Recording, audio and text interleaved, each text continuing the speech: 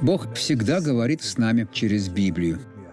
И всякий раз, когда вы читаете Библию, вы видите, что Он обещает вмешаться в мельчайшие детали нашей жизни. Иногда Он использует некоторые сравнения. И все это, чтобы мы смогли поверить в то, что Он хочет сделать для нас. Он сказал так: «И сделает Господь Саваоф на горе сей для всех народов трапезу из тучных яств, трапезу из чистых вин, из тука костей, из самых чистых вин».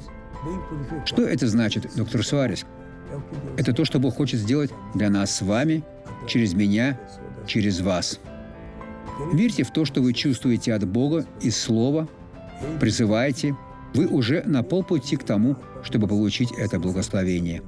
Бог уже говорил с вами. Посмотрим это свидетельство. У меня был артроз. Артроз? Да, я ходила с тростью, поскольку даже дома я падала. Вы все время падали дома? Да, бывало. Этот пастор будет рядом с вами, он очень сильный, он пойдет за вами. Если вы будете падать, он поддержит. Хорошо. Вам мешает страх. Положите трость на плечо, положите на плечо. Если вы споткнетесь, он вас поддержит. Она уже может бегать, она уже в форме. Слава Богу. Смотрите, друзья, даже не похоже, что она нуждалась в трости. Вернитесь бегом, вернитесь сюда. Попробуйте пробежаться. Вот, друзья, вот. Пробегите еще. Теперь я хочу помолиться с вами.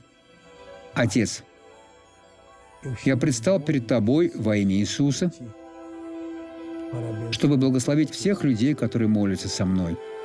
Я верю, что Господь сейчас даст победу этому человеку.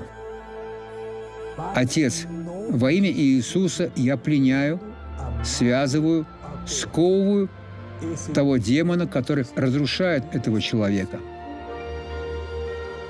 который сейчас является целью нашей молитвы, моей и тех, кто молится со мной. Верьте, сейчас все произойдет.